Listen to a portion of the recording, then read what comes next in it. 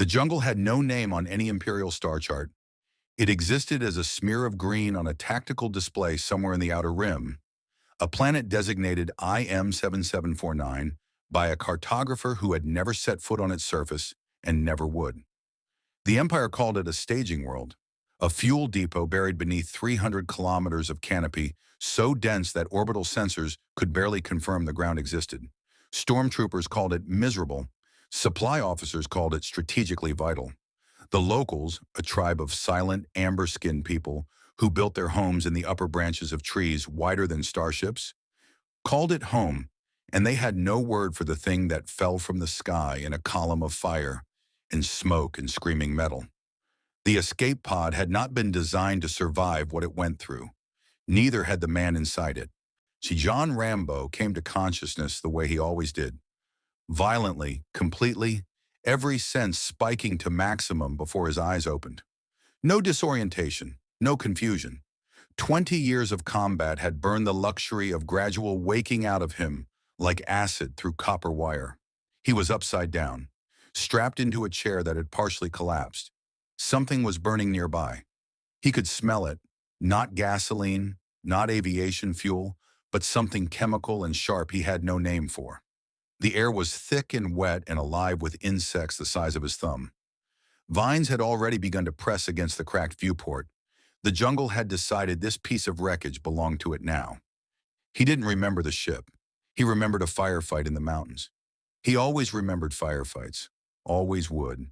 And then a light that had no color, and a sound that had no frequency, a sensation of being turned inside out and reassembled wrong. And then the pod, and then the fall. He got himself upright in 90 seconds, checked his body systematically the way they trained him. Fingers, wrists, elbows, shoulders. Left knee aching but functional. 3 cracked ribs, maybe 4. Breathing hurt but breathing worked. Scalp wound seeping into his left eye. He tore a strip from his shirt and tied it off without looking. The knife was still on his belt. That was what mattered. If you had a blade, you had options. He pushed through the bent hatch and dropped 4 feet into standing water, the color of rust. The forest pressed in on all sides. Not like any forest he'd operated in.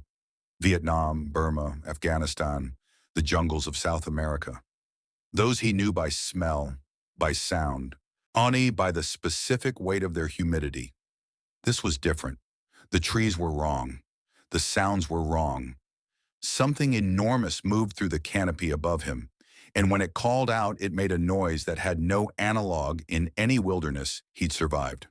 The light filtering down through the leaves was the right color but arrived from the wrong angle, and it took him a long moment standing in that rust-colored water to understand that the sun above him was not his sun. He filed that information away without panic. Panic was for people who hadn't already died a dozen times and kept going anyway. He was moving inside of 3 minutes, south, or what felt like south, based on the light and the way the water drained. He cataloged resources as he walked. Vines strong enough for traps, mud with the right clay content for camouflage, only a flowering plant with broad waxy leaves that would hold rainwater. A soldier doesn't rush, a soldier observes. He'd been in enemy territory before. He'd been in enemy territory without a weapon, without a map, without a friendly face within 500 miles. The jungle was neutral. The jungle didn't care about borders or politics or whoever was currently trying to kill you. The jungle just was, and Rambo knew how to just be inside it. He heard them before he saw them. The metallic clink and hydraulic whir of something mechanical moving through undergrowth. Not animals. Equipment. He went flat against a tree trunk 3 times his width and stopped breathing in the way he'd learned. Not holding his breath but cycling it, slow and shallow, the way a predator waits. They emerged from the tree line the 40 meters ahead. White. Everything white. Armored figures in white plastoid plating moving in a 6-man fire team formation. Sweeping blasters in a practice pattern. He watched the way they moved. Competent, disciplined, accustomed to working as a unit. Military. He recognized military. Their weapons were unlike anything he'd seen. Energy-based, the same sharp chemical smell he'd noticed from the pod. But the way they held them, the way they covered each other's angles, the squad dynamics, the hierarchy of movement. All of that was perfectly legible to him. He didn't know whose soldiers they were. He didn't know what side of anything they were on. What he knew was that they were scanning for something, and they had found his crash site. And the lead trooper was holding up a clenched fist, the universal military signal for halt, while pointing directly at the trail Rambo had left in the water. He considered his options in the space of a breath. He could run. The jungle was his. He could disappear into it so completely that 6 men with flashlights and blasters would find nothing but silence and a growing sense of unease. But running meant intelligence vacuum. He'd learned nothing about where he was or who controlled this territory. You don't survive in enemy territory by running blind. He could present himself. Hands up, no threat posture. Gather information. Let them make the first move. He decided on the second option, primarily because he was hurt and unarmed and in an unknown environment, and a soldier who ignores those facts in favor of ego generally ends up dead. He stepped out of the tree line with his hands raised. If you want to see more characters enter different universes, hit that subscribe button and drop the name of a character and the universe you'd want to see them in down in the comments below. Hope shines brightest in the darkest night. The 6 white-armored soldiers raised their weapons as one. Whatever they'd been expecting to find in this jungle, it was not a scarred, blood-streaked human being in torn civilian clothes with his hands in the air, and absolutely nothing behind his eyes that resembled fear. They called themselves stormtroopers. Rambo had that much within the first hour. Not from anything they told him nothing, but from the way they talked to each other in clipped, jargon-heavy shorthand, the way subordinates deferred to the one with the orange pauldron, on the way they reported his capture over a comm unit in the flat bureaucratic language of men who belonged to something enormous and institutional. He cataloged every detail the way he always cataloged details. Not obsessively, not anxiously, but with the quiet, methodical patience of a man who understood that information was survival. They'd zip-tied his wrists with a plastoid restraint that bit harder than steel. They'd taken the knife. They hadn't searched him thoroughly enough. A rookie mistake, and it told him something about their training. They were disciplined in formation but sloppy in close quarters procedure. The kind of soldiers who relied on their equipment more than their instincts. He'd fought men like that before. He knew exactly how that tended to go. And the base emerged from the jungle like a wound in the earth. A sprawling imperial garrison carved into the hillside with the subtlety of a sledgehammer. Prefabricated Durasteel walls painted in imperial gray. Sensor towers on each corner. A landing pad with 3 angular ships resting on it. Craft so aggressively angular, they looked like someone had designed them by committee, and the committee had hated curves. The imperial aesthetic was unmistakable even to someone encountering it for the first time. Authoritarian, repetitive, built to intimidate through sheer uniformity. Everything the same color, everything the same shape. Thousands of men trained to move and think and speak the same way. Rambo had spent years fighting governments that worked like that. The architecture of oppression had a grammar, and he'd learned to read it. They put him in a room that was less a cell and more a white box with a drain in the floor and a single overhead light that never turned off. An interrogation room. He recognized it the way you recognize an old enemy. He sat in the chair they'd bolted him to, and he breathed and he waited, and he looked at the drain and the door hinges and the single ventilation grate in the upper corner, and he did the math.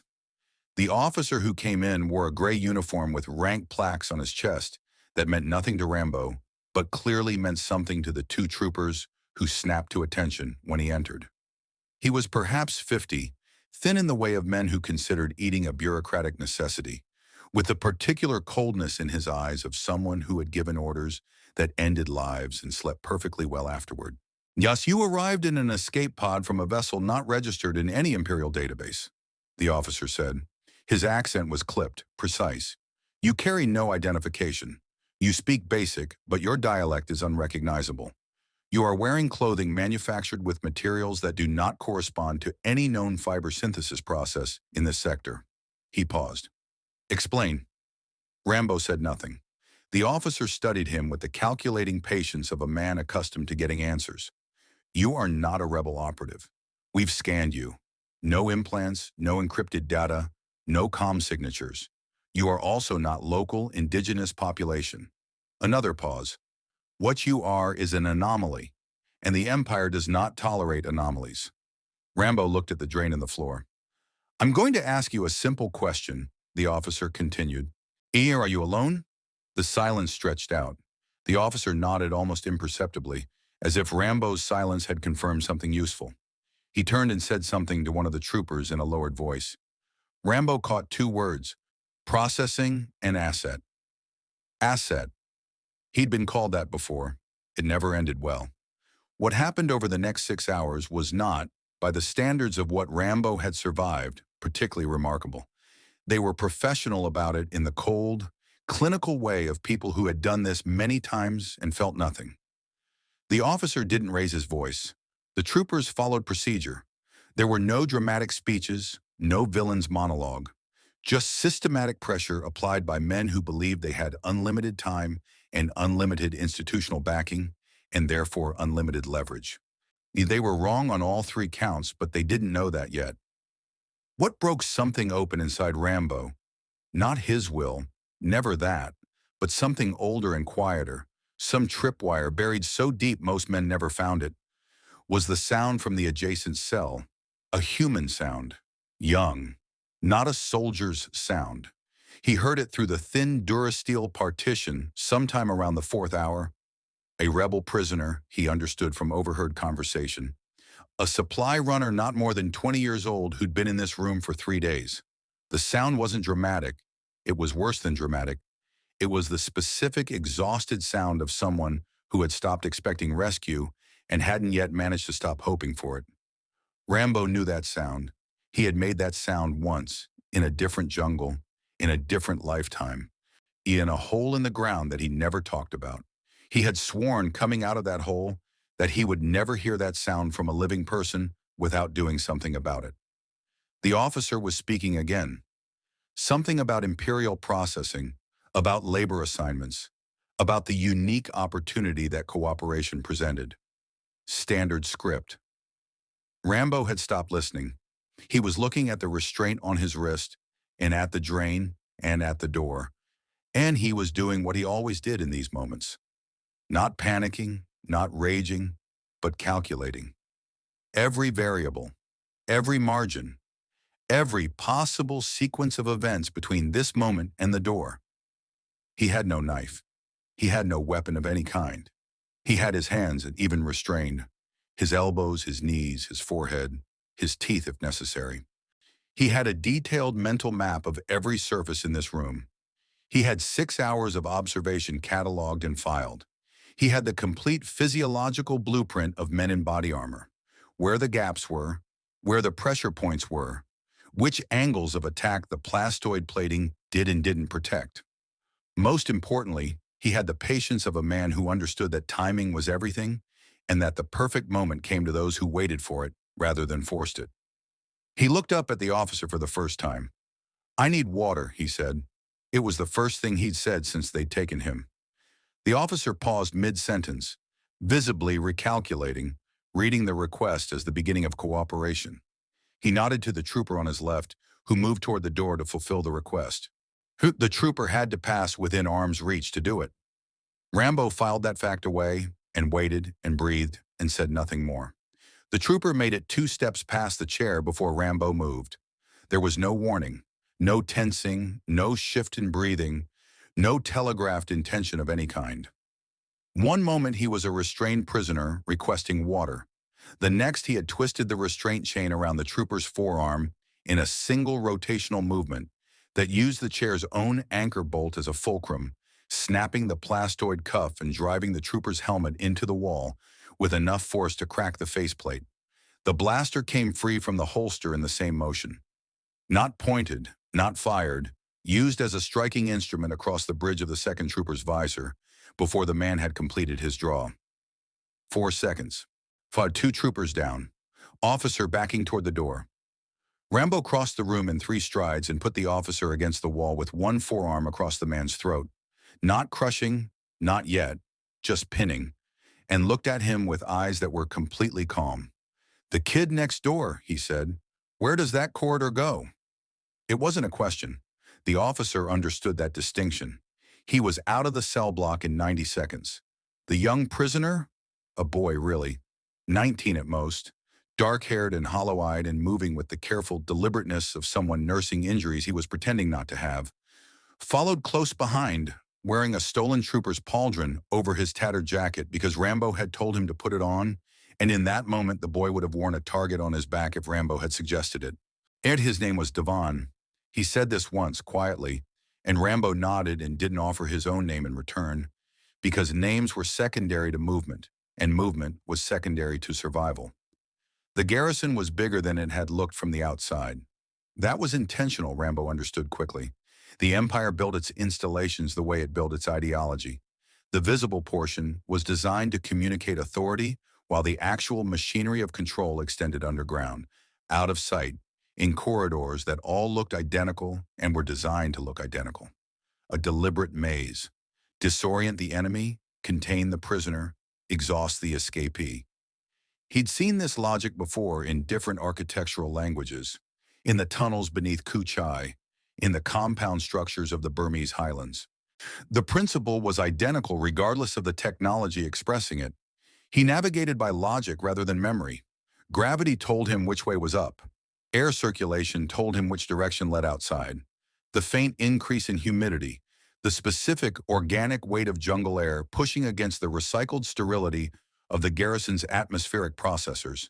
He tracked the patrol patterns by sound, boot cadence, the specific frequency of stormtrooper comms, the distant hydraulic cycling of blast doors.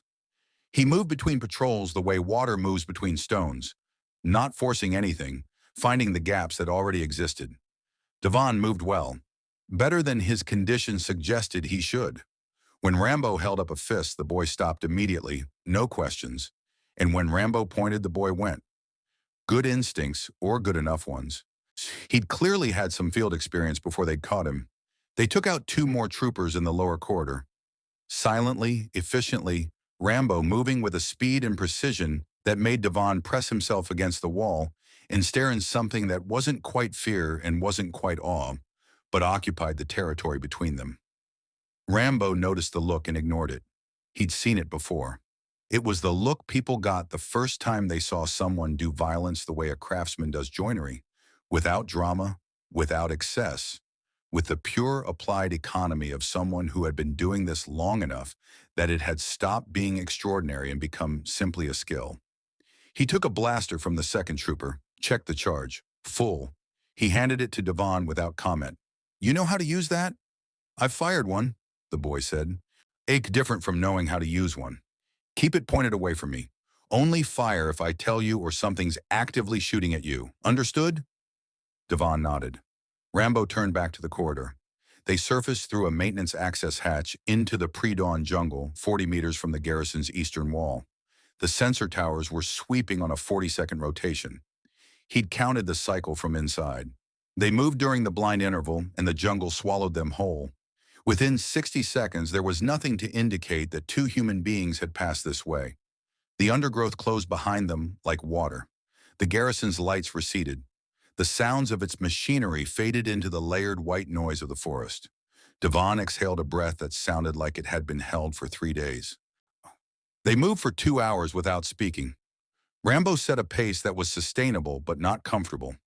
Comfortable was for people who had finished running, and they had not finished running. He navigated by the stars when the canopy opened, by moss and water flow when it didn't, building a mental topographic map from gradient and drainage, and the specific way sound traveled through the trees. He noted 3 separate locations that would serve as defensible positions, cataloged 2 water sources, identified a ridgeline to the northeast that would provide line-of-sight observation of the garrison's landing pad. He understood, conducting a reconnaissance of a military installation he had decided to destroy. The decision had not been dramatic. It had arrived the way most of his decisions arrived in the field.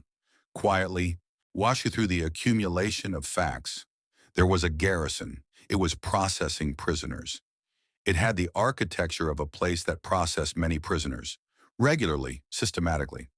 The young man breathing hard beside him was one data point among what the facility's size suggested were many.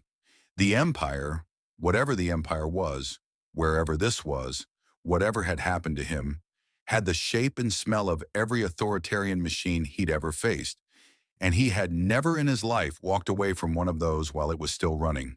He stopped at the water's edge of a shallow creek and crouched down, cupping water in his hands without drinking it, checking clarity, checking smell, reading the biology of it. "How many of you were they holding?" he said. Devon crouched beside him. 11 when I arrived. 3 weeks ago. Honore, I don't know how many now. A pause. The Alliance doesn't know where this base is. We were trying to find it when they caught me. Rambo processed this. Alliance. Rebel Alliance. We're fighting the Empire. He hesitated. I know you don't know what that means. I could see it on your face when they brought you in. You weren't afraid of them the way people are afraid of the Empire. Like you didn't know what they were. I knew what they were, Rambo said. I've seen what they are before. Different uniforms. He drank the water. It tasted of iron and vegetation and something faintly electrical that he couldn't identify and filed away as probably fine. He stood and looked back through the trees at the distant glow of the garrison's lights burning against the dark. Tell me everything you know about the layout, he said. Prisoner block location, guard rotation, power systems, anything. Devon opened his mouth, then stopped. There are 11 people in there, he said carefully. Maybe more. I know. You're going back in. It wasn't a question either. Devon had apparently learned something in the last 10 minutes about how Rambo phrased things. After I build some equipment, Rambo said, already scanning the undergrowth for materials. Get some sleep. You've got maybe 3 hours. He worked through what remained of the night. The jungle provided. It always did, for those who knew how to read it. The vines here were different from anything in his experience. Thicker than manila rope, with a tensile strength that he tested methodically against his own body weight and found extraordinary. But the principles governing their use were identical to every jungle he'd operated in. Physics didn't change because the planet did. Tension, leverage, counterweight, friction. These were not Earth concepts. They were universal ones. He built the first trap at the garrison's eastern access road, buried beneath 6 inches of soft earth, triggered by a pressure plate made from a piece of the escape pod's hull plating he'd retrieved during their transit. He'd noted its location instinctively when they'd passed within 200 meters of the crash site, the way he noted everything that might be useful. The trigger mechanism was simple. A bent piece of structural metal acting as a spring, a thin vine as the release cord, a payload of sharpened stakes angled at 15 degrees to maximize penetration through the gap between boot sole and leg plate. Non-lethal if the trooper was lucky. Extremely educational either way. The second and third traps he positioned along the northern perimeter where the sensor coverage had a 12-meter gap. He'd identified it from the sweep pattern during their escape. Anyone pursuing them into the jungle from the north would find the gap and use it because that's what trained soldiers did. They moved through the path of least surveillance resistance, and when they did, they would walk directly into a deadfall that would take 3 men off their feet simultaneously and make enough noise to serve as an early warning system for everything within half a kilometer. The fourth was different. Not a trap, a tool. He'd found what he needed in the wreckage, a compressed gas canister from the pod's emergency systems, its contents still pressurized, its valve intact. He didn't know exactly what the gas was. The labeling was in a script he couldn't read, but the canister's construction told him it was designed for emergency atmospheric use, which meant breathable concentrations, which meant not immediately toxic, which meant useful in ways its designers had never intended. Devon slept fitfully against a tree root and woke before dawn to find Rambo crouched 6 feet away, weaving something from vines and stripped bark in the darkness, with the focused patience of a man who had all the time in the world, and was spending it with complete precision. "What is that?" the boy asked. "Distraction," Rambo said. "So, for the garrison?" "For the garrison's attention. We need it looking the wrong way." He didn't look up from his work. "When was the last time you ate?" "Yesterday. Before that, I'm not sure." Rambo reached into his shirt and produced a handful of dark berries he'd identified during the night march. He'd checked their structure against half a dozen edible species he knew, and while they weren't identical, they were close enough that the risk calculus came out positive. He handed them to Devon without ceremony. The boy ate them with the complete absence of self-consciousness of someone who had moved past the point where dignity competed with hunger. "The other prisoners," Rambo said. "Are any of them soldiers?" "Two, maybe three. The rest are civilians. People the Empire thinks have rebel connections. Farmers mostly. One is a doctor. Ages? Mixed. The oldest is maybe 60. There's a woman with a broken arm they haven't treated." A pause. "There's a child." Rambo's hands continued their work without interruption. Only someone watching very carefully would have noticed the slight change in the set of his jaw. "What's the Alliance's nearest position? Nearest ship? Nearest unit? Anything?" Devon shook his head slowly. "I don't know exactly. We were operating out of a frigate, running a survey pattern in the system, but that was 3 weeks ago. They might have moved. They might have been intercepted." His voice carried the specific flatness of someone discussing a loss they hadn't fully processed. "I had a beacon. They took it when they arrested me. Then we're on our own until we're not," Rambo said. Simple statement of fact. No weight attached to it. By first light, he had what he needed. He showed Devon only what the boy needed to know. The route back to the garrison, the timing of the approach, the single specific action Devon was responsible for, which was positioning himself at the communications relay tower on the garrison's southwest corner at precisely the moment Rambo specified, and placing the gas canister against the relay's ventilation intake with the valve cracked to 30%. "That's all," Devon said. "That's everything," Rambo said. Because it was. The complexity of what he was about to attempt didn't live in any single component. It lived in the timing, in the overlap of events, in the way one thing would demand attention that allowed the next thing to happen unobserved, in the chain reaction of small, carefully constructed moments. He had 11 people to move through a military installation with one blaster and a collection of improvised equipment and a boy as his only backup. He had done more with less. He camouflaged himself in the pre-dawn light. Mud from the creek bed, stripped leaves pressed against his skin and clothing in a layered pattern that broke his outline completely against the jungle background. He worked on Devon next, over the boy's mild protest, until neither of them would register as human silhouette at more than 20 meters in poor light. They moved out with 40 minutes before the garrison's day shift rotation. In the upper canopy above the garrison's northern perimeter, something watched them go. Rambo didn't see it. It was careful, and its camouflage was better than anything he could construct by hand. But he felt it, and the way he'd always been able to feel observation, some animal antenna built by years of operating in places where being watched meant being dead. He paused for 2 seconds, scanning the canopy, finding nothing. He filed the feeling away and kept moving.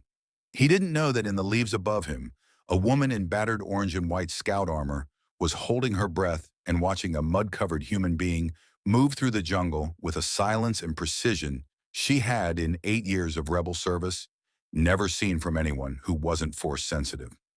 She keyed her comm with 2 fingers, kept her voice below a whisper. "Command," she said. "I found something. I'm not sure what I found." A pause. "Get me a line to someone who knows what a ghost looks like." The garrison burned at 0600. Not catastrophically. Rambo wasn't trying to level the structure. He was trying to empty it. There was a difference, and it was the difference between a demolition and a strategy. The gas canister at the communications relay went first, Devon's steady hands cracking the valve at exactly the moment specified. And whatever the compressed atmosphere inside it was, it caught the relay's heat exchanger and produced a rolling chemical smoke that was spectacular in volume and completely harmless in chemistry, billowing in an orange-gray column above the southwest corner that every sensor on the garrison's exterior immediately flagged as a catastrophic systems fire. Troopers moved toward it. That was training. That was instinct. That was exactly what Rambo needed them to do. He was already inside.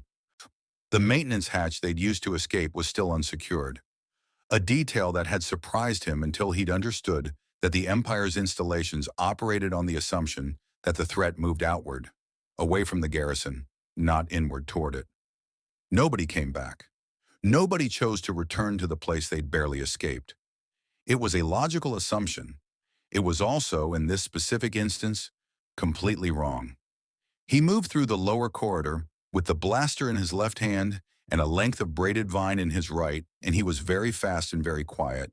And the two troopers he encountered in the first 60 seconds of his return never heard him coming and were restrained and gagged and left breathing in a utility alcove before the alarm klaxon had completed its second cycle.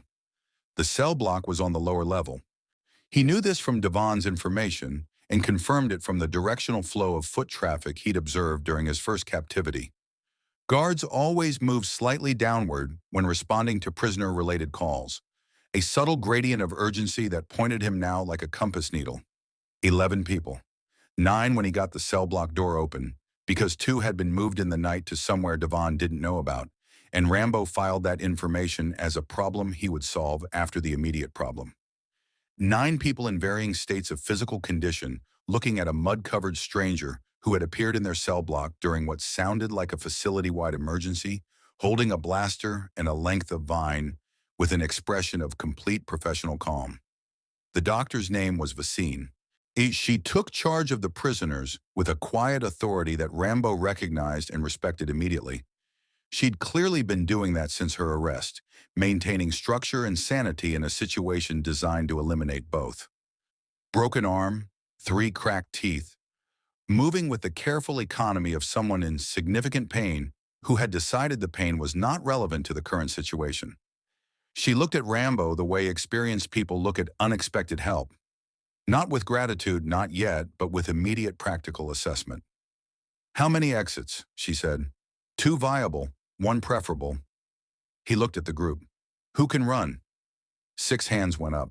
3 people couldn't. An elderly man with a knee injury, a young woman who'd been in the cell longest and was severely dehydrated, and the child, and a girl of perhaps 8 who was physically uninjured, but had gone somewhere internal that children go when the external world becomes too large to process. She was looking at Rambo with dark eyes that were completely still. He crouched to her level. He did this without thinking about it, some automatic recalibration of his body to reduce threat presence.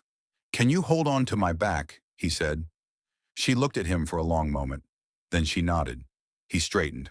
"Move in pairs. Stay inside arm's reach of the person ahead of you. Don't fire unless you're fired on. Don't stop for anything unless I stop first." He looked at Vasine. "You're at the back. Anyone goes down, you call it once. Just once." She nodded. No argument, no questions. "Good." They moved. The smoke from the southwest corner was doing its job magnificently. The garrison's internal comms were cycling through overlapping emergency protocols that were jamming each other in the specific way of systems designed by people who had never field-tested them under actual stress. He could hear it in the fragmented trooper communications, bouncing off the corridor walls. Contradictory orders, redundant confirmations, the institutional chaos of a military bureaucracy encountering something outside its prepared response categories. He got them to the maintenance corridor without contact. Then 2 troopers came around the corner at a jog and stopped dead. And for a half second, everyone in the corridor was still. And then Rambo was moving, and the troopers were not. Rest in the group stepped over them and kept moving, and Vasine said nothing, and the child on Rambo's back made no sound at all. They surfaced into the jungle, and Devon was there, exactly where he was supposed to be, and his face when he saw the group emerge. When he saw 9 people blinking in the early light, when he saw Vasine and his mouth did something complicated and relieved, told Rambo that the doctor was the reason Devon had survived 3 weeks in that cell block with his mind still intact. "There's a ridge northeast," Rambo said, already moving. "Defensible. Good sight lines. We go there, we figure out your beacon problem." He got them moving. The jungle received them.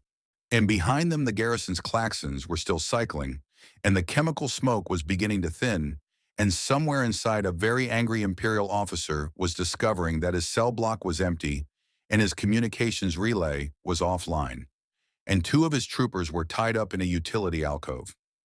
In the canopy above the ridgeline Rambo was navigating toward, the scout in orange and white armor was already moving parallel to them, matching their pace without effort, relaying coordinates in a murmur too low for anyone below to hear. "Confirmed," the voice on the other end said. "Hold position. We're sending someone." "Who?" A pause that felt like the person on the other end was choosing their words carefully. "Someone who needs to see this for herself." The ridge was everything he'd assessed it would be. A natural fortification, a basalt shelf jutting from the hillside like a clenched jaw. 40 meters of open ground on the approach from below. Thick canopy overhead breaking any aerial sightline. Two natural choke points at the eastern and western access paths that a single person could hold against multiples if they had to. He positioned the group in the protected hollow behind the shelf's lip, set Devon watching the eastern approach with strict instructions about what constituted a reason to fire and what didn't, and spent 20 minutes constructing two early warning systems from materials the jungle offered without complaint. Then he sat down against the basalt and looked at his hands and breathed. Vasine appeared beside him with the quiet competence of someone who had spent years moving through spaces where making noise had consequences. She was treating the elderly man's knee with strips torn from her own sleeve, her broken arm immobilized against her torso in a sling she'd constructed from a trooper's equipment strap, working one-handed with a dexterity that spoke of long practice. "You're not Alliance," she said. "Not an accusation. A calibration." "No. Where are you from?" He considered the question, not the answer. The answer was simple enough, but the utility of giving it. "Somewhere else," he said. "Somewhere that doesn't exist on whatever maps you're using." She absorbed this with the equanimity of a woman who had seen enough strange things in a sufficiently strange galaxy that the category of impossible had become difficult to fill. "The way you moved in there," she said, "the way you constructed those traps. You've done this before." "Yes." "A lot?" He looked at the canopy. "Enough that it stopped feeling like anything other than what I do." She was quiet for a moment, working a knot in the sling one-handed against her thigh. "There's a girl named Asha who hasn't spoken since they took her parents 3 weeks ago. She spoke to you." He had no answer for that, so he didn't give one. The snap of his Eastern early warning system, a dry branch rigged to a vine trigger, brought him to his feet before the sound had finished. When he had the blaster up and his body between the group and the Eastern approach, in the time it took Devon to register that something had happened, he stood in the choke point and waited and watched and listened. What came through the Eastern path was not a stormtrooper. She was perhaps 30, lean and sun-darkened, moving through the jungle with a familiarity that matched his own. Reading the ground, not watching it, her body already processing the next 3 steps, while her eyes handled the current one. The orange and white scout armor he'd felt watching him in the pre-dawn dark.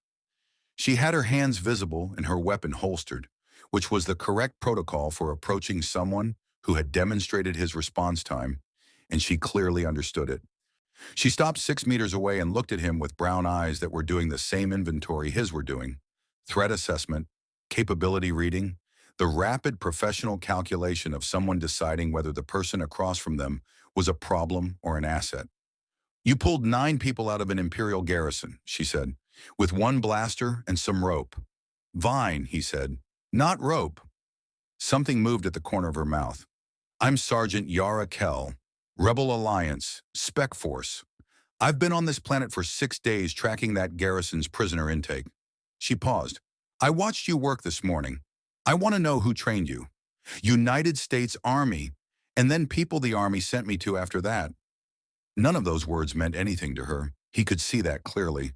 But the architecture of the answer, military, she specialized, further specialized, translated perfectly because that architecture was the same in any military, in any world. "We have a frigate 3 hours out," she said. "It came back into the system when I reported the smoke. They're holding position outside Imperial sensor range." She glanced past him at the group in the hollow. "We need to move these people before the garrison gets its communications back online and calls for reinforcements." "2 prisoners weren't in the cell block," Rambo said. "They were moved." Something shifted in her expression. "Moved where?" "I don't know yet. Then we come back for them." Her voice was flat and certain, the tone of someone for whom leaving people behind was not a category of acceptable outcome. He recognized the tone. He'd heard it before in people worth trusting. He lowered the blaster. The extraction took 4 hours.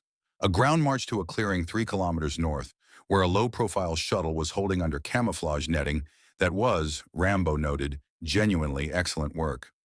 The pilot was a Twi'lek woman with geometric tattoos across her leku, who looked at the group emerging from the jungle, and then at Rambo specifically with an expression of frank curiosity that she didn't bother to conceal. Aboard the frigate, a battered Mon Calamari vessel called the Unbroken Meridian that smelled of machine oil and recycled atmosphere and something cooking that was probably nutritious and definitely terrible. Yara brought him to a briefing room and sat across from him and put a cup of caf on the table between them and said, "Talk to me." So he did. Not everything. He never told everything, not to anyone, not all at once. But enough. The pod, the fall, the garrison. What he'd seen and what he'd assessed and what he'd done. He told it the way he always reported, flatly, sequentially, without editorializing, letting the facts carry whatever weight they carried, without help from adjectives. When he finished, she was quiet for a long moment. "You have no way home," she said. "No. And you just walked back into an Imperial garrison to pull out people you didn't know." "There was a child," he said, as if this explained everything. To Yara Kell, who had joined the rebellion at 19 after watching Imperial troops burn her village on Fest, it explained everything completely. "There's a commander you need to meet," she said. "She's going to have questions." "They always do," Rambo said. Commander Leia Organa was smaller than he'd expected, and he'd been given 30 minutes in a bunk that smelled of someone else's exhaustion, a set of clean clothes that fit well enough, and a meal that was nutritionally adequate and culinarily tragic. Then Yara had walked him to the Unbroken Meridian's forward briefing room, where a young woman with dark hair pinned in a style that somehow managed to look composed, despite everything, sat at the head of a scratched table, with the posture of someone who had been carrying weight since before she was old enough to have chosen to carry it. She studied him the way he'd come to recognize as this galaxy's version of the same look Yara had given him. Assessment, inventory, rapid calculation. But there was something additional in Leia Organa's gaze that he hadn't seen in the sergeant's.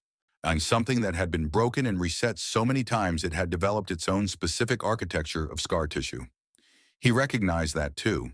He saw it every morning in whatever reflective surface he was near. Beside her sat a man who Rambo had been told was Han Solo, and who presented as exactly what he appeared to be, a person who had survived a great deal through the specific combination of talent, luck, and the ability to make decisions faster than the consequences of previous decisions could catch up with him. He was leaning back in his chair with his arms crossed, and he was looking at Rambo the way men who are very capable look at other men who might be more capable, with interest that was trying very hard to present as skepticism. At the far end of the table, standing rather than sitting, was something Rambo had not been prepared for.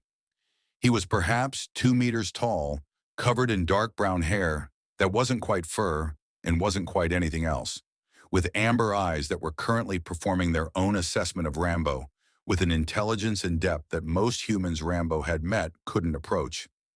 He made a low sound when Rambo entered, not threatening, something more complex than threatening. And Leia said, "Chewie says you smell like jungle and competence," which from him is practically a formal commendation. Rambo sat down. "Sergeant Kell's report," Leia began, "describes a man who extracted 9 prisoners from an Imperial garrison using improvised equipment, a single blaster, and what she called, and she is not a person given to overstatement, the most effective one-man infiltration she has witnessed in 8 years of Spec Force service." She placed her hands flat on the table. "I want to understand what I'm looking at." "A soldier," Rambo said. "What kind?" "The kind that's hard to kill and useful to have around." Han Solo made a sound that wasn't quite a laugh. Leia did not make any sound at all, which Rambo was already understanding was her version of the same thing. He told it again, the condensed version, the operational version, the version that communicated facts and capabilities without requiring a working knowledge of Earth's history or his own. He told her what he could do, what he'd done, what he assessed the garrison's current status to be, and what he believed needed to happen next. And when he mentioned the 2 missing prisoners, Leia's expression changed in a way she controlled almost perfectly. Almost. The garrison has a secondary installation, she said. Underground. We've suspected it for months but couldn't confirm the access point. She looked at Yara. The two prisoners they moved. When? Devon says sometime between the third and fourth day of his captivity. He heard movement in the corridor but didn't see them taken. Leia looked back at Rambo. The Empire doesn't move prisoners to secondary installations for interrogation. They do it for extraction, specifically for transfer to higher value processing facilities. Which means those two people are going to be on a transport within. She glanced at someone outside Rambo's sightline, who apparently communicated the relevant information non-verbally. 31 hours. Then we have 31 hours, Rambo said. Han Solo uncrossed his arms. He said. You've been aboard this ship for 40 minutes. Rambo looked at him steadily. There are two people underground in that garrison because the Empire put them there. That's sufficient. Silence. The Wookiee made another sound, longer this time. Rambo didn't know what it meant linguistically, but its emotional content was perfectly legible.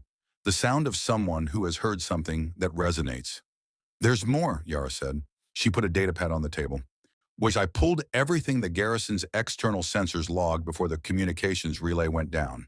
There were Imperials in the jungle last night, a hunter-killer unit, 4 troopers and a probe droid, running a sweep 2 kilometers east of the garrison perimeter. She looked at Rambo. They didn't come back. Leia looked at Rambo. Han Solo looked at Rambo. The Wookiee looked at Rambo. The traps I built were east of the garrison, Rambo said. Another silence, different in texture from the previous one.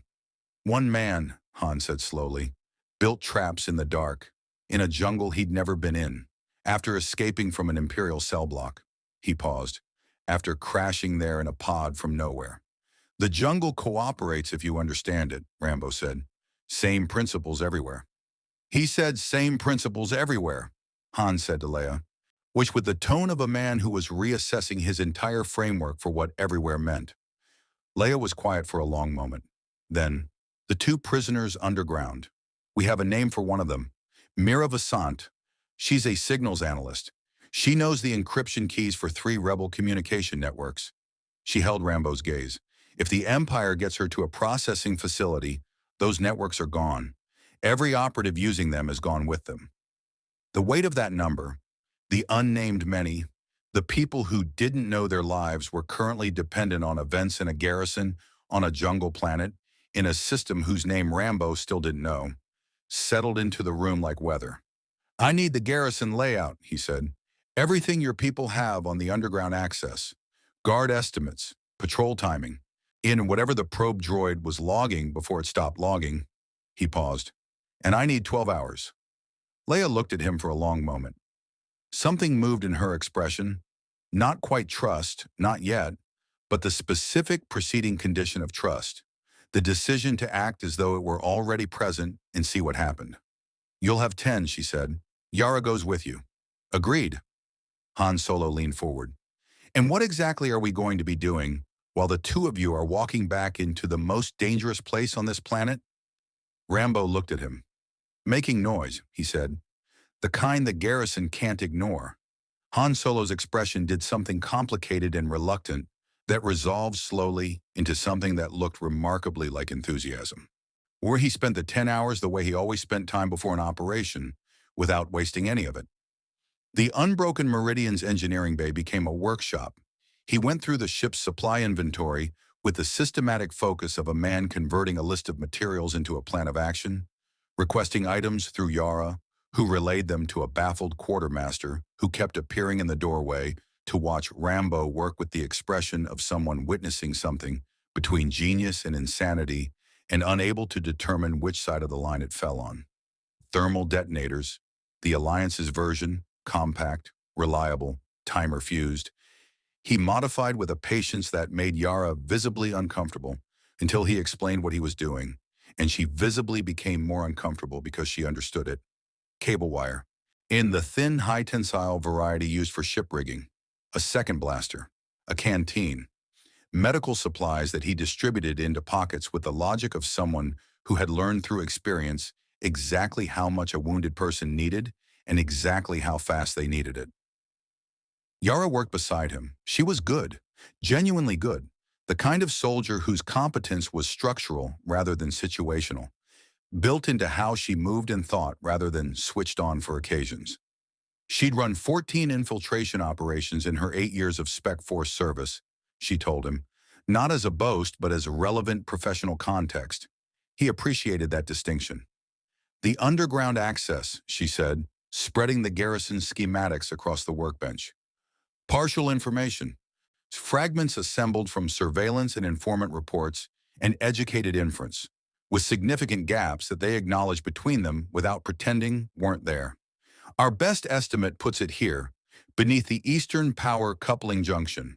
There's a thermal signature our scouts picked up 3 months ago that doesn't match the surface installation's power draw. He studied the schematics the way he studied terrain, looking not at what was shown, but at what the shown things implied. Power coupling junction means maintenance access. Maintenance access means periodic personnel movement that isn't on the standard guard rotation.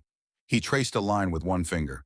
Here, where the thermal signature drops off, that's where they've insulated, which means they know the signature is there and they're managing it, which means the underground space is larger than we think. Yara looked at where he was pointing. That puts the underground entrance closer to the garrison's central hub. Yes, that's the hardest approach. Yes. She was quiet for a moment. And Han's distraction needs to hit the northern perimeter hard enough and loud enough that the central hub pulls security outward, which means Han needs to commit. He looked at her. Does he commit? Something in her expression suggested this was a question with a complicated history. When it matters, she said finally. He commits when it matters. Then we make sure he understands that it matters. They briefed together in the forward room at the 8-hour mark.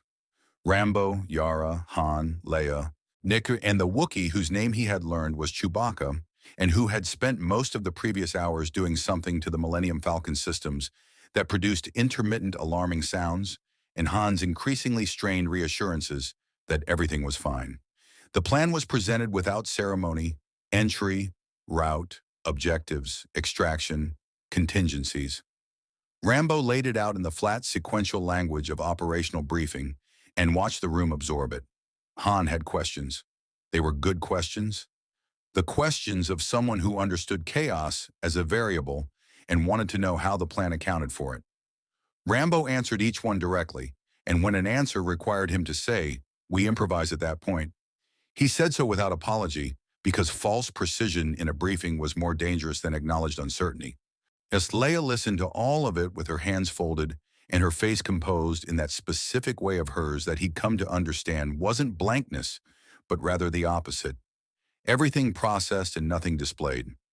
At the end, she said, "The signals analyst, Mira Vasant, she may be in poor condition. Whatever she knows about those communication networks, she's been protecting it for however long they've had her. That has a cost." "I know," Rambo said. "If she can't move on her own, I'll move her." Leia held his gaze. In it, he saw something that he'd seen before in the faces of people carrying responsibilities too large for any one person to reasonably carry. The exhausted, determined, somehow still burning quality of someone who had decided long ago that stopping was not a choice available to them. When he understood that quality intimately, he had lived inside it for most of his adult life. "There's something else," she said. "We've intercepted a communication from the garrison in the 2 hours before the relay went down. They sent a priority signal to their regional command." She paused. "They flagged an unidentified combatant. Not a known rebel operative, not any profile in their database. A single individual who penetrated their security and extracted multiple prisoners with methods they described as," she glanced at the datapad, "inconsistent with known rebel or criminal organization tactics. Possibly force-assisted." The room was quiet. "They think you're force-sensitive," Yara said. Rambo had no idea what that meant in operational terms yet. But he understood from the weight the room placed on it that it meant something significant. "I'm not," he said. "I know," Leia said, with a certainty that surprised him until he remembered that she had reasons to know what force sensitivity felt like that were not available to most people. "But the Empire doesn't, And an unidentified combatant they can't classify is going to attract a specific kind of attention. She set the datapad down with a precision that communicated finality. They'll send someone to investigate, someone senior. The room understood what that meant. Rambo filed it as a variable and returned to the plan. They launched at 0200. The Falcon went in low and loud from the north, running without shields in the way of a ship that was either malfunctioning or operated by someone with a pathological relationship with risk. Was drawing every sensor and turbolaser the garrison could direct at the northern perimeter. The distraction was, Rambo had to admit, spectacular. Han Solo committed fully and completely, which apparently involved flying a ship through a gap between two sensor towers at an altitude that left marks on both towers and caused Chewbacca to make sounds that needed no translation. Rambo and Yara were already on the ground. The jungle received them in darkness, and the eastern approach was open, and the maintenance hatch was exactly where the thermal signature had suggested it would be, and below it the underground corridor stretched into a darkness that even Rambo's eyes couldn't fully penetrate. He clicked on the small light Yara handed him without comment. Somewhere below them, two people were running out of time. He went in first. And the underground was different from the garrison above. Older. The construction had a rawness to it that the surface installation lacked. Exposed conduit running along rough-cut walls, lighting strips that flickered on irregular intervals. The specific smell of a space that had been carved rather than built and never fully finished. The Empire had found something here, he understood. A pre-existing structure, tunnels that predated the garrison above them, and they had simply occupied the space the way they occupied everything, without ceremony, without acknowledgement of what had been there before, plugging their equipment into ancient walls and calling it theirs. He moved through it the way he moved through everything underground, slowly with one hand trailing the wall to maintain orientation, reading the air for circulation direction and sound for human presence. Yara 3 steps behind him, matching his pace, her breathing controlled to the same shallow rhythm. She was good in enclosed spaces. No hesitation, no claustrophobic tension, the clean focus of someone who had made peace with darkness as an operational environment. They'd been in the tunnel 4 minutes when they found the first guard, singular, stationed at a T-junction, leaning against the wall with the posture of a man who had been on this post long enough to stop actively performing vigilance. Rambo came around the corner at the precise pace and angle that put him inside the guard's reaction distance before the guard's eyes had finished registering that something had changed in the corridor. And then the guard was on the floor and Rambo was moving and Yara stepped over the body without breaking stride. Left at the junction, then right. The thermal schematics they'd assembled from fragments and inference, and Rambo's own assessment of the logical layout had suggested a holding area somewhere in the southwestern quadrant of the underground, where the rock provided natural insulation and the distance from the main tunnel system provided the specific kind of remove that interrogation facilities required. He found it not by following the map, but by following the sounds.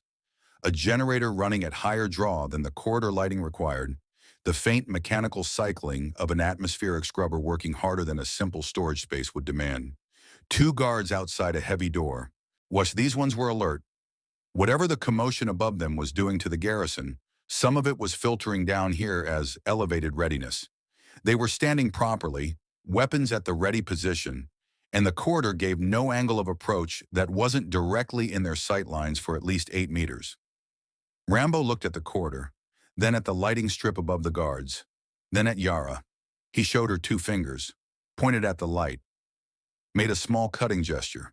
She looked at the light strip, looked at her equipment, nodded once. The corridor went dark 15 seconds later.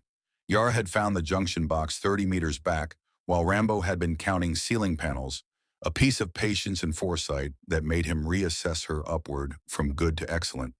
When in the darkness, the 2 guards made the natural human error of speaking to each other. What happened?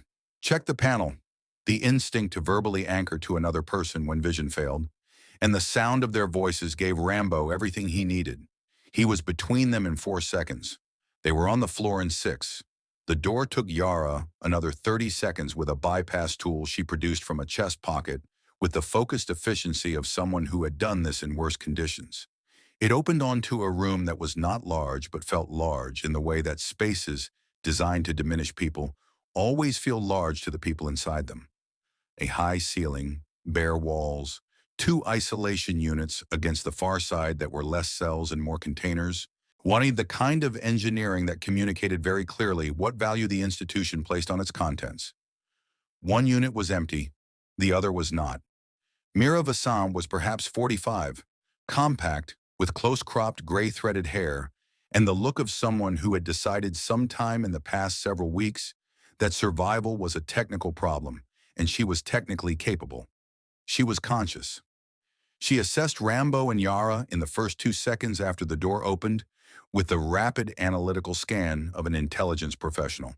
And what she said was not "thank you" or "who are you," but the other one, Breck. They took him somewhere in the last 6 hours. "We'll find him," Yara said. "He's not—" Vasant stopped, steadied something in her voice with visible effort. "He wasn't doing well, and the last time I heard him he wasn't doing well." Rambo was already moving back toward the door. "Can you walk?" "Yes." She stood to prove it, with only a slight adjustment for whatever her legs had been doing while she sat in the dark. "Where are we going?" "Up, then out, then to your people." He looked at her directly. "Stay inside arm's reach of her the entire time." They found Breck in a side room 40 meters north. A smaller space, lower ceiling, the improvised quality of overflow, which told Rambo that the underground facility was operating above its design capacity.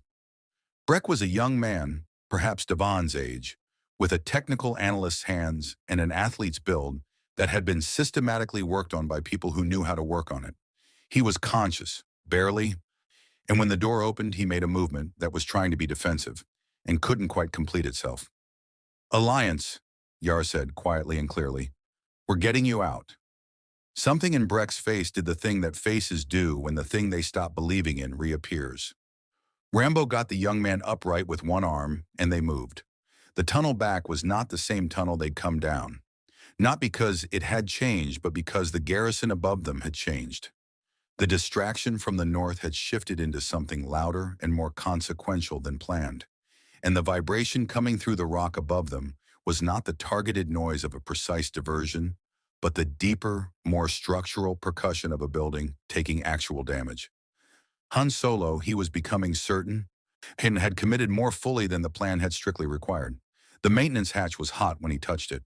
He went up first, pushing it open into air that tasted of smoke and blaster discharge and the specific ionized quality of heavy weapons fire. The northern perimeter was fully engaged.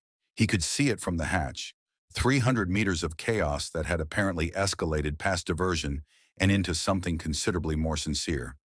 Imperial troops were moving in mass away from the central hub, exactly as planned, but in larger numbers and with more urgency than projected. He got them all up, Vasant moving cleanly, Breck moving with help from Yara, his arm across her shoulders, his feet finding purpose despite everything done to them. And they were 40 meters from the jungle when the soldier stepped out of the shadows ahead of them. Not a stormtrooper. Different armor, black, angular, the helmet design carrying the specific weight of rank and individual distinction. An officer of some kind, but not the administrative variety.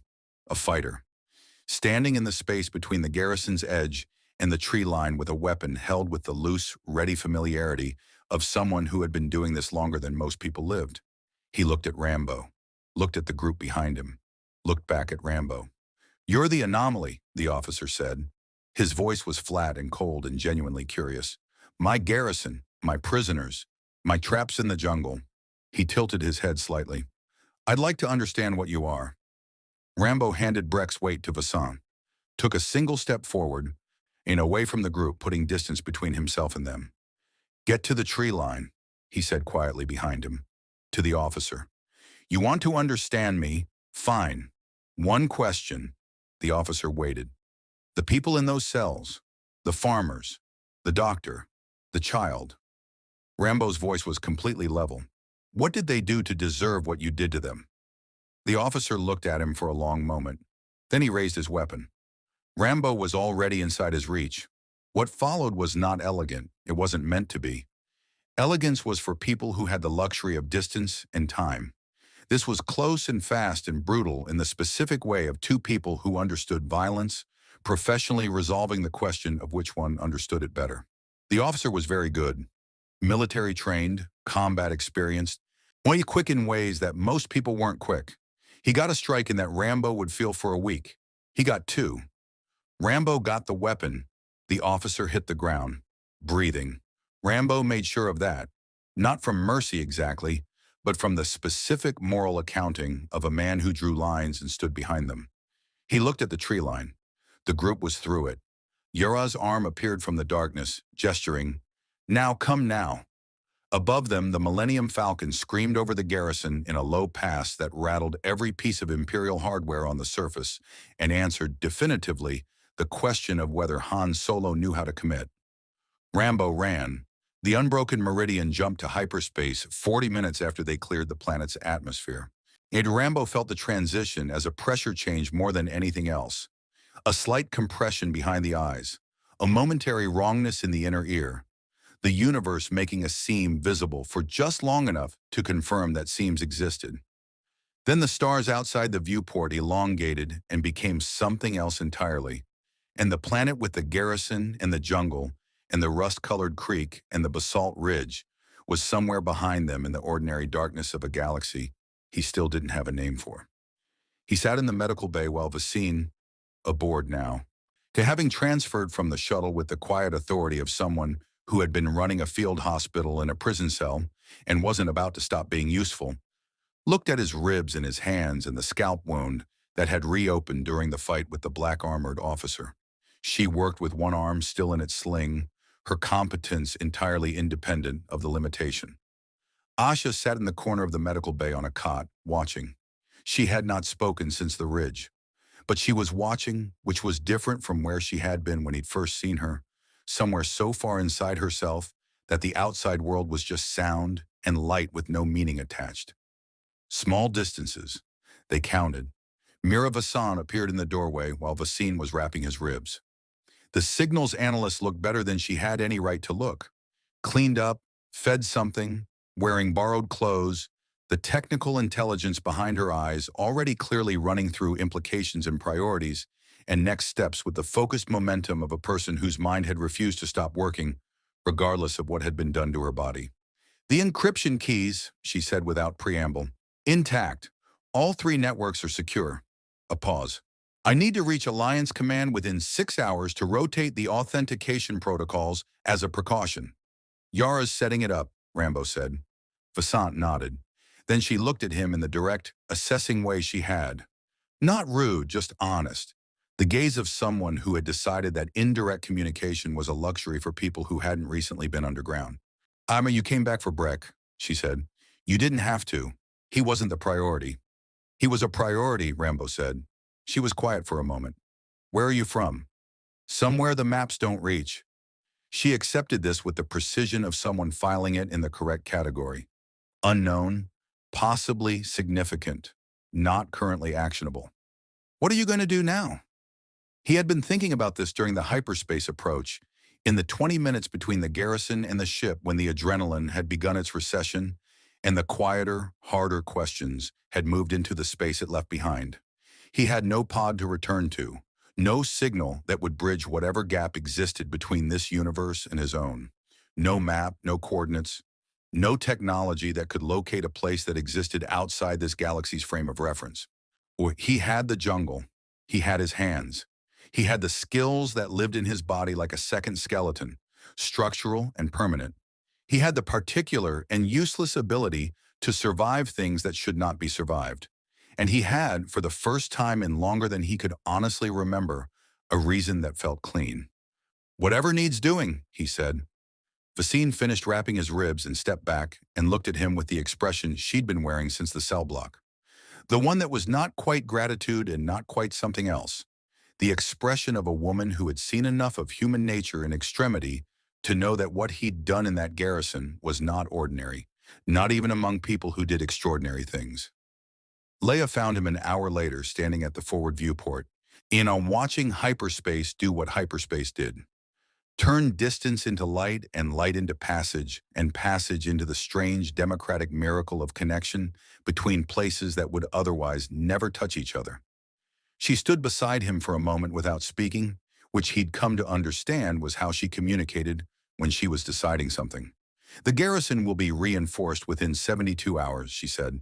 The Imperial officer you encountered, the one in black, his report will reach regional command before that.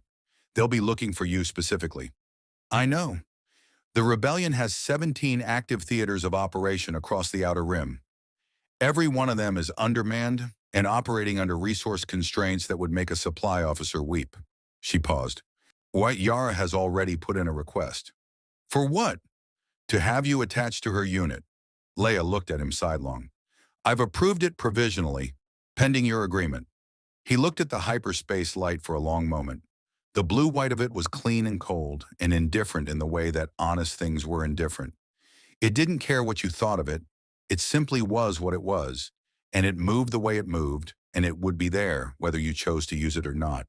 Provisionally, he said. You're not a soldier of the Alliance. You haven't sworn anything to anyone. You have no reason to fight this war except the reasons you've already demonstrated. And I won't insult either of us by pretending those reasons require institutional formalization to be real. She turned to look at him fully. But the people in those 17 theaters, the farmers and the doctors and the children and the signals analysts who know things the Empire wants to know, they exist. They're there right now.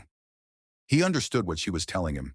He had always understood what she was telling him, from the moment he'd heard that sound through the cell wall in the garrison on a planet with no name.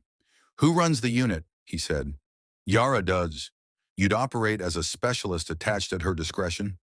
Rules of engagement. Leia looked at him steadily. The rebellion does not execute prisoners. We do not target civilians. We do not destroy what we're trying to save. A pause. Beyond that, Wayara tells me your judgment in the field is sound enough that she'd rather give you room to exercise it than write constraints she knows you'd find ways around anyway. Something moved at the corner of his mouth, the closest he'd come to a smile since arriving in this galaxy. Tell Yara yes, he said. Leia nodded once, with the quiet finality of someone closing an accounting and opening a new one. She looked out at the hyperspace light for a moment herself, and in the blue-white glow he saw it clearly for the first time, what lived beneath the composure and the weight and the impossible steadiness. Something that refused to go out. Not hope exactly, harder than hope. The thing that comes after hope has been tested past its limit and has held anyway. He recognized it. He had felt it himself, in different jungles, in different darknesses, emerging from holes in the ground that should have been graves. She left him at the viewport and the ship moved through light toward whatever came next. Behind them in the ordinary dark, the jungle planet turned on its axis. The garrison's northern perimeter was still smoking. The jungle was already growing back over the traps he'd built in the night. Vines and undergrowth quietly reclaiming the earth as if the wire and the deadfalls and the pressure plates had never existed. By morning there would be no sign that one man had passed through that forest at all. But in 17 theaters across the Outer Rim, in the encrypted communications of a rebellion that had survived everything the Empire had spent a decade throwing at it, a report was traveling outward from the unbroken meridian like a signal in all directions. Not official. Not filed through proper alliance channels. Moving the way important things always moved in wartime, person to person, mouth to ear, with the specific velocity of a story that people needed to believe was true. One man, no ship, no rank, no affiliation, a jungle, a garrison, a rope made of vines. 11 people out, then 2 more. The ghost of IM-7749. Yara's report called him. The name would travel further than she intended. It would reach cells and safe houses and the mess halls of frigates running dark in the Outer Rim, and it would do what stories of that kind always did in wars of that kind. It would remind people who were running low on the thing that kept them running that the thing was still there, still possible, still present in the galaxy in human form. The unbroken meridian jumped on. John Rambo watched the light and breathed and waited for whatever the next jungle would ask of him. The rebellion gained no legend that day. It gained something rarer. A ghost who chose his side not through ideology or orders or the accident of birth into a cause, but through the oldest and most durable of reasons. Because there were people in the dark who needed someone to come back for them, and he was someone who came back. Mira Vassant's networks stayed alive. Breck recovered slowly aboard a medical frigate 3 systems over. Asha spoke again, eventually. First to Vassine, then to Devon, then to others, the way people come back from the places they go when the world becomes too large. The garrison on IM 7749 was reinforced within 72 hours, as Leia had predicted, doubled in size, staffed with officers carrying specific orders about an unidentified combatant who moved like shadow and hit like something that had no business being human. They swept the jungle for 6 days and found his traps and nothing else.